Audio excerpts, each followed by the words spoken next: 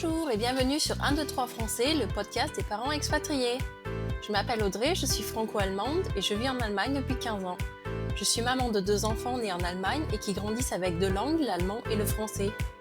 Je suis professeure de français langue étrangère et langue maternelle. En 2022, j'ai lancé les Franco-Expats pour permettre aux enfants francophones de Cologne et de l'étranger de garder un lien actif avec la langue française ainsi qu'avec la culture francophone. Aujourd'hui, je lance le podcast 1, 2, 3 Français afin de donner la parole aux parents expatriés sur leur expérience de l'éducation bilingue au quotidien de leurs enfants. J'accueillerai aussi des professionnels qui apporteront des conseils et donneront des idées pour soutenir ces familles expatriées. Bonne écoute!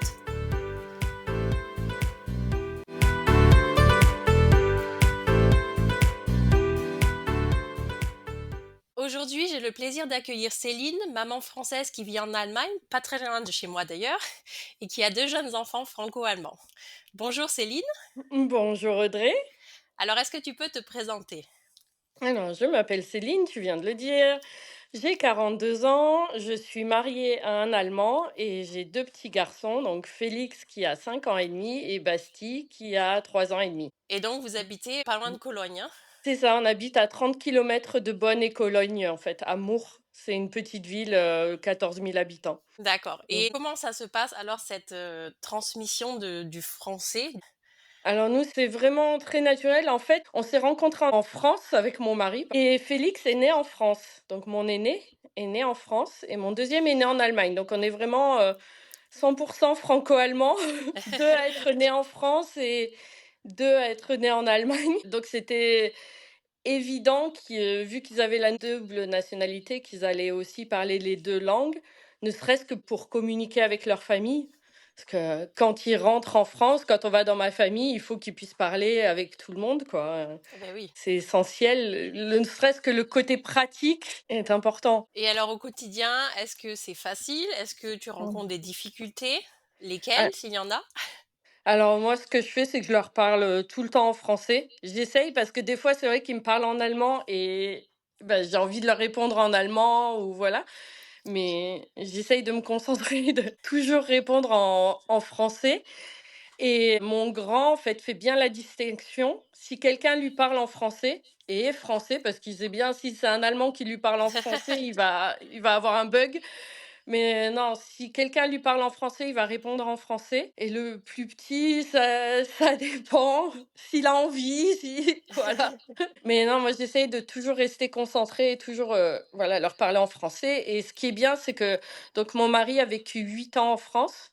Donc voilà, quand je parle français, tout le monde comprend quoi, ça exclut pas une personne ou voilà. Et si mon mari parle en allemand, moi c'est pareil, il y a pas de souci, je comprends tout. Donc voilà, on peut parler l'une ou l'autre langue, ça inclut tout le monde, enfin voilà, tout le monde comprend. Voilà, donc vraiment j'essaye de toujours parler français, je leur lis des livres en français ou en allemand, hein, selon ce qu'ils veulent qu'on lise. Mais j'achète beaucoup de livres en français. Là, en fait, ils sont au jardin d'enfants encore, hein. Il y a une autre maman franco-allemande dans le Gros hasard, hein, pour une petite ville quand même, hein? oui, voilà, et il se trouve que nos 3 garçons sont ensemble dans le même groupe cette En année. plus. Donc oui, donc on se croise souvent, on s'invite à la maison et tout, enfin, c'est comme une nouvelle famille un peu. Donc elle parle en français à mes enfants aussi, moi je parle en français à ses enfants, donc ça aide beaucoup aussi. Et oui, du coup, Mmh. parce que toi, je suppose que là où tu es, comme c'est assez campagne, je suppose, il n'y a pas d'autres actions locales qui se font pour permettre à ces enfants de garder un lien avec le français, avec la culture.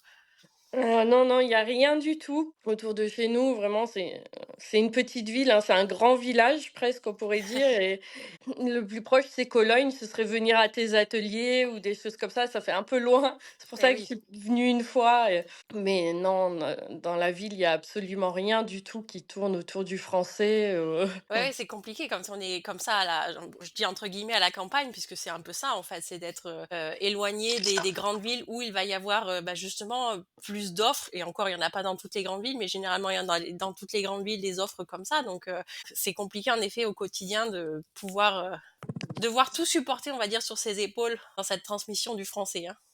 Oui, c'est ça, en fait, là, tout repose sur moi, surtout avant, donc on habitait, dans vraiment un tout petit village, même pas 2000 habitants dans le nord du Baden-Württemberg Oui. et là, j'étais vraiment toute seule, Je connaissais personne d'autre de francophone, puis c'était le covid, enfin, En plus. j'étais oui, voilà, de la totale, donc j'étais vraiment isolée. Maintenant, on est dans une ville un petit peu plus grande et puis j'ai la chance d'avoir rencontré cette maman qui parle aussi français, mais il y a énormément de choses qui reposent sur mes épaules, sur mon envie de leur transmettre, ma langue et ma culture. C'est donc voilà, comme je disais, je leur lis des livres, j'essaye la musique, j'essaye, mais je vois que ça leur plaît pas trop. Ils préfèrent écouter les chansons pour enfants en allemand. Ouais, c'est vraiment une question de motivation, des parents, quoi. Et chez vous, enfin au kindergarten, dans la ville, dans peut-être ta belle famille, comment c'est vu ce bilinguisme? Est-ce que c'est soutenu? Est-ce que au contraire c'est moins bien vu? Oh non, c'est tout à fait soutenu. Donc au départ, on habitait, dans le sud de la France et ma belle-mère, parle un petit peu français. Elle adorait venir et puis dire les quelques mots de français qu'elle connaissait, enfin tout ça, elle parle un petit peu et c'est vrai que j'ai l'impression qu'en Allemagne, le bilinguisme est mieux vu qu'en France. Ah ouais? Je sais pas ce que tu en penses, mais c'est vraiment un atout. Dès que je dis que je suis française, que mes enfants apprennent le français, waouh, c'est génial, ils ont de la chance pour plus tard, ils auront des facilités pour même apprendre l'anglais. Enfin, j'ai l'impression que les gens trouvent ça, vraiment super, au jardin d'enfants aussi. Enfin, donc il y a ces 3 petits franco-allemands, ils comprennent 2 langues. Genre une fois une éducatrice qui a pas mes enfants, elle est dans un autre groupe et donc je sais pas, je leur disais: «Mets tes chaussures, mets ton manteau, faut qu'on se dépêche, faut qu'on rentre à la maison et tout». «Waouh, c'est génial, ils parlent français et tout, c'est une trop belle langue». Je disais: «Mais en fait, je dis des choses que n'importe quelle maman dit, mais le fait de le dire en français, ils trouvent ça super, quoi». Ouais, c'est vrai qu'en Allemagne, dès qu'on enfin, dans 99 du temps, quand on dit qu'on est français, c'est tout de suite, «C'est génial, j'adore», alors généralement on dit avec l'accent allemand: «J'adore le français, j'adore la France», un truc comme ça, parce qu'ils connaissent deux trois mots de français qu'ils ont tous appris à l'école. Et il y a cette, aura autour de la France et du français qui est pour nous en tant que, bah, justement maman française en Allemagne, c'est quand même un avantage aussi du coup, parce que c'est toujours Oui. bien vu, c'est positif, hein. Complètement, c'est ce que je disais à mon mari quand je vais chez le médecin, dès qu'ils entendent que je suis française, ils me parlent de leurs vacances parce que la France et les vacances, surtout moi je viens du sud, vraiment la Méditerranée, tout ça, Ah oui, c'est en leurs plus, hein. vacances. Et j'ai été naturalisée il y a 3 mois et donc le monsieur qui me remet mon certificat de naturalisation: «Oh, il y a 80 ans, j'étais à Bordeaux et juste et c'est vraiment toujours très bien vu, les gens ouais, ils me racontent tous leurs vacances, je trouve ça exceptionnel, quoi. L'image qu'ils ont de la France, de Paris, du sud, tout. J'ai les mêmes médecins, hein. Pas que les médecins, mais j'ai les mêmes médecins, hein. Quand je vais chez certains, une fois par an, c'est toujours, aussi le sujet de la France. Et donc ton fils, Félix, hein, le plus grand, il va Oui. rentrer, à l'école l'année prochaine. Mmh. Est-ce que, déjà il y a des écoles où le français est proposé? Est-ce qu'il va pouvoir avoir un cursus quand même un peu en français à partir d'une certaine classe? Ou est-ce que tu vas devoir, tu vas vouloir trouver une solution, ben, pour apprendre, l'écriture en fait, la lecture et l'écriture en français qui est si spécifique par rapport à l'allemand notamment? Ouais, alors là, j'ai justement cette maman franco-allemande, elle est née en Allemagne de mère française, donc c'est une Ah génération oui, de décalage un peu. Donc j'ai son avis, son parcours à elle en tête et elle m'a dit qu'elle a quand même appris le français à l'école.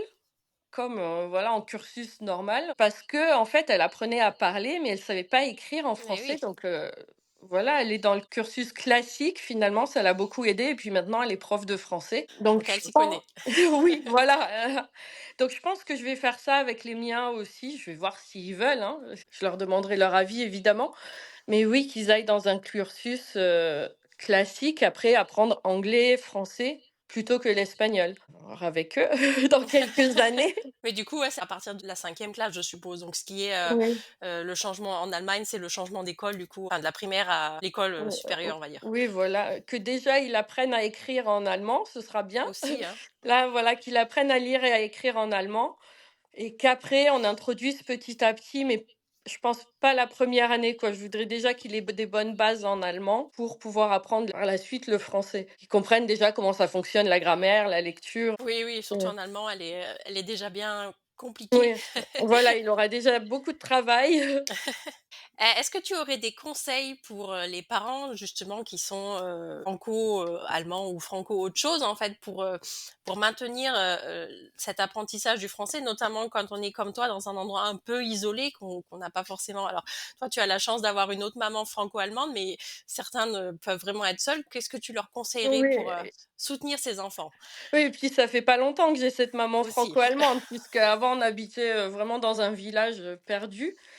Alors, moi, ce que je dirais, la lecture, j'ai la chance d'avoir 2 enfants qui aiment lire, mais dès tout petits, dès quasiment la naissance de Félix, j'ai commencé à leur lire des livres, en français et acheter beaucoup de livres. Bon, voilà, moi j'adore lire, mon mari adore lire, donc ça aide. Ils lisent énormément. Parler français, parler, parler, parler, parce que l'allemand, spontanément, ils vont l'apprendre puisqu'ils sont dans un environnement, germanophone toute la journée, ils vont l'apprendre, mais si nous, on fait pas l'effort des fois, c'est un effort vraiment, on est fatigué, faire l'effort, parler toujours, toujours, toujours, toujours, même s'ils répondent en allemand, même si ou dans une autre langue, mais voilà, même s'ils répondent dans l'autre langue, continuer à parler français, français, français.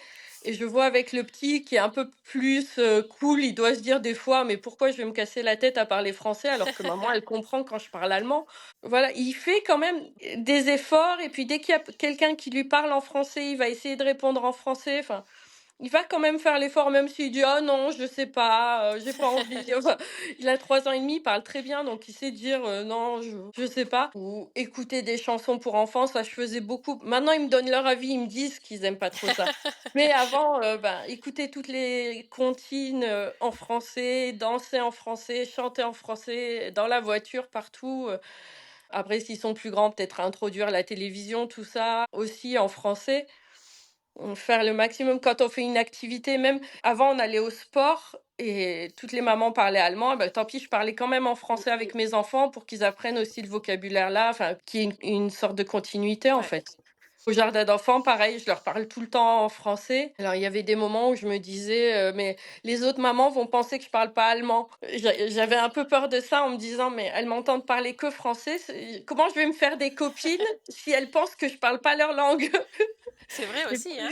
là, j'avais peur de ça et puis finalement ça se fait. Elles ont bien compris que je parle aussi allemand parce qu'elles m'ont entendu parler allemand, voilà. Oui, surtout qu'entre adultes, on parle du coup allemand, donc c'est vrai que c'est vrai, hein, on parle principalement aux enfants, donc en français, mais après quand on parle Mmh. aux adultes, on parle en allemand, donc les gens quoi vite le niveau d'allemand, en fait.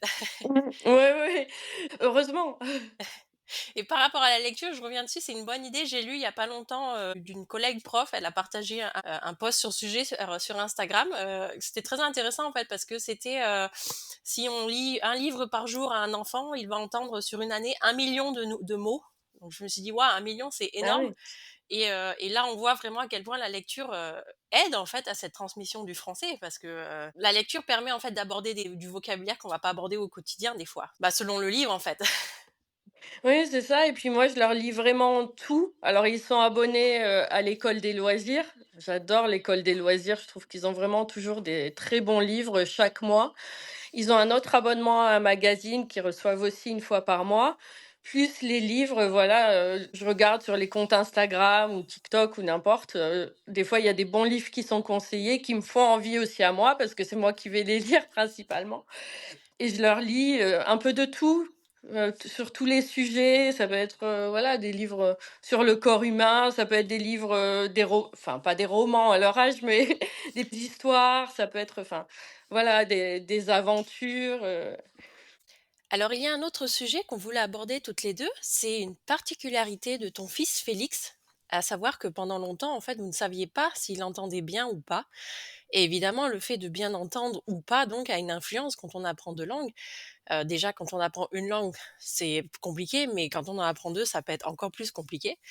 Alors comment est-ce que vous avez vécu ça? Et est-ce qu'il y a des questions que vous vous êtes posées, que toi tu t'es posées par rapport à cette transmission du français? Oui, alors effectivement, Félix a des soucis ORL qu'on connaît depuis qu'il a environ 1 an. Donc je vais pas rentrer dans les détails médicaux, mais on sait qu'il entend mal. En tout cas, on pensait qu'il entendait mal. Ça dépendait des tests. Une fois, il entendait mal, une fois, il entendait bien.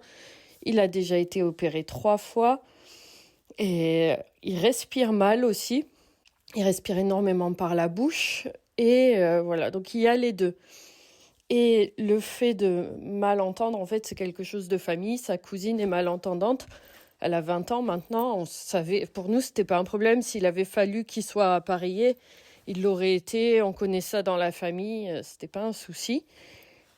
Mais finalement, non, pas besoin ni de drain, ni d'appareil auditif, en tout cas pour l'instant.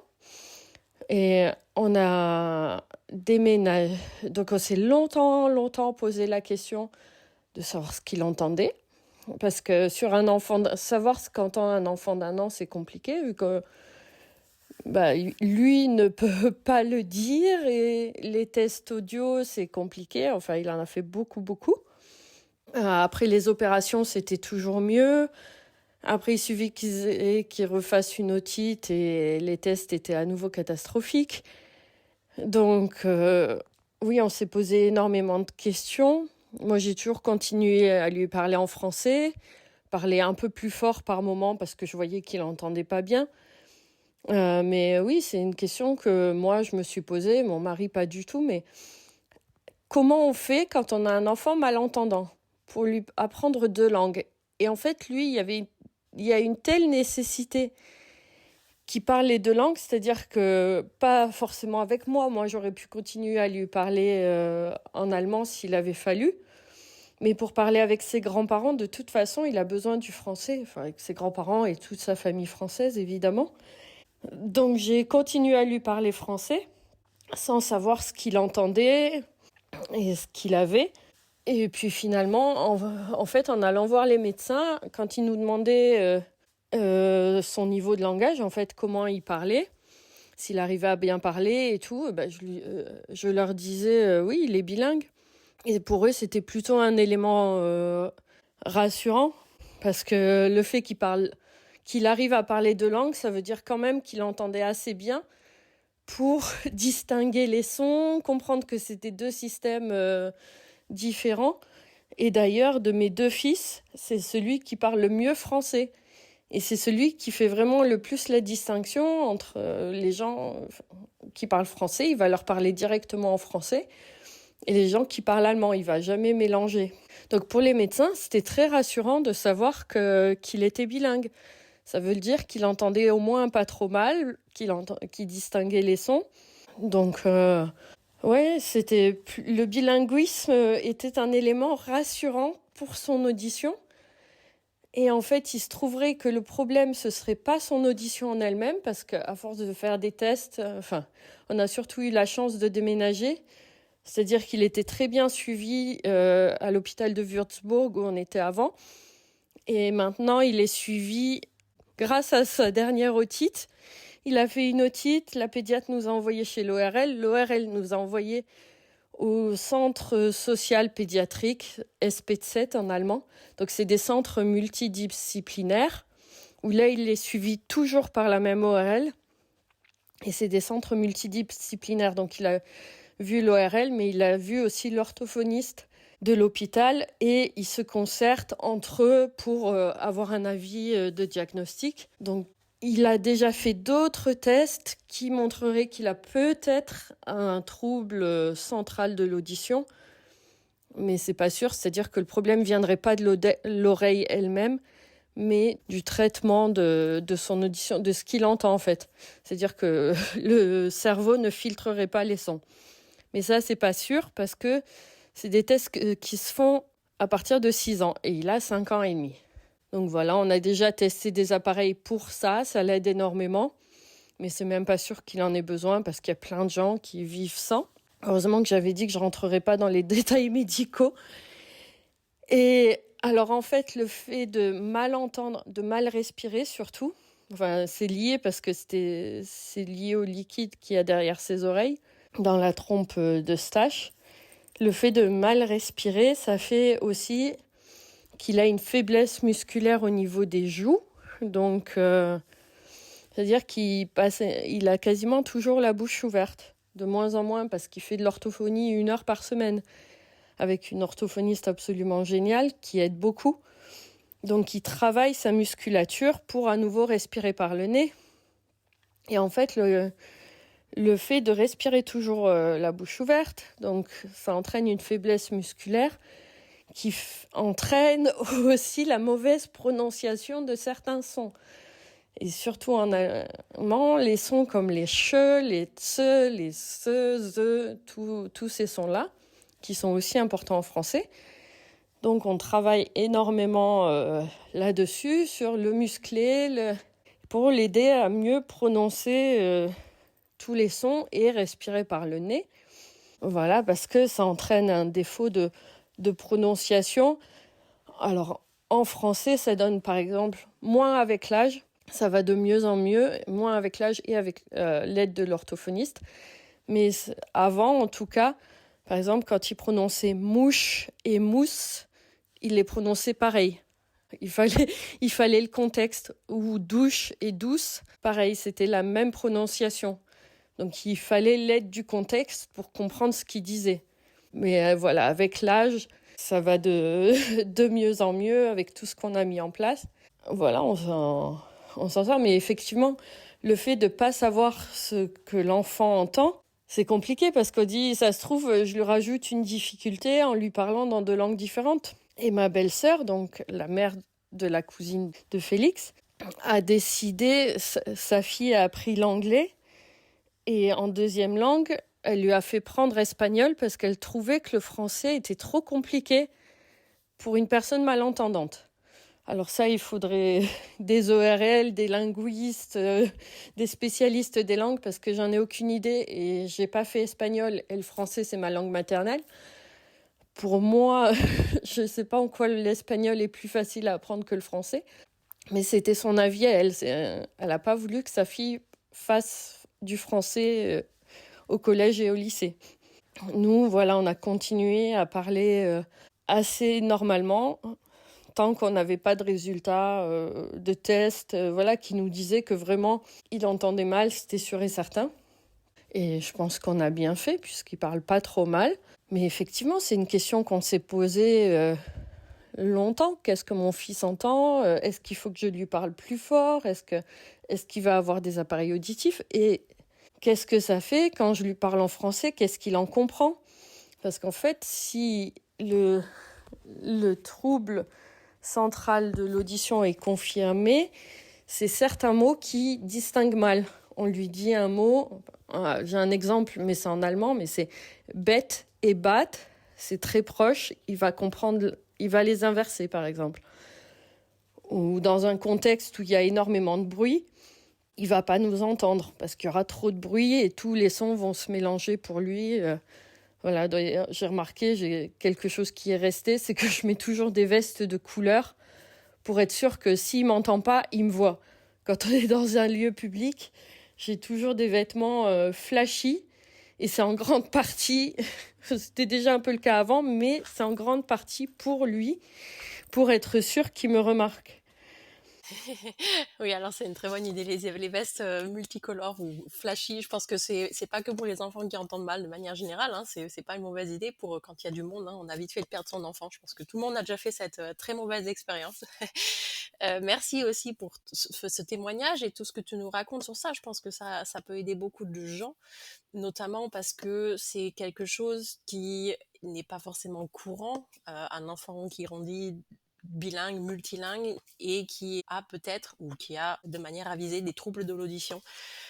Donc c'est forcément une question qui revient parce que justement apprendre une langue quand on entend mal c'est compliqué et donc voilà, quand il y en a plusieurs autres, comment ça se passe? Alors pour terminer, est-ce que tu as une ou plusieurs anecdotes? Donc tu nous en as déjà donné 2-3 avec Félix, mais est-ce que tu as d'autres anecdotes sur le bilinguisme de tes enfants? Oui, alors j'en ai plusieurs. Par exemple, Félix à l'hôpital qui me demande pourquoi la dame elle est en fauteuil roulant. Ou Basti qui fait beaucoup ça. Il demande Plattes Wasser tout le temps à tout le monde. Ah oui. Peu importe chez qui on est, chez des Allemands, chez des Français, Plattes Wasser. Oui, donc traduit littéralement ou plate, Plate, voilà, au voilà, c'est plate, ça se ça, dit différemment en allemand, ouais. c'est ça. Il met le mot plate, l'adjectif plate, il le conjugue, enfin, il met la terminaison et il le dit à tout le monde, donc c'est devenu même les Allemands comprennent maintenant. Ah, c'est pratique ça. Ouais, ouais, ouais. Et ben du coup, je te remercie pour, ton témoignage, c'était très intéressant, je pense que ça va intéresser beaucoup de monde et donc au revoir. Merci à toi Audrey, au revoir.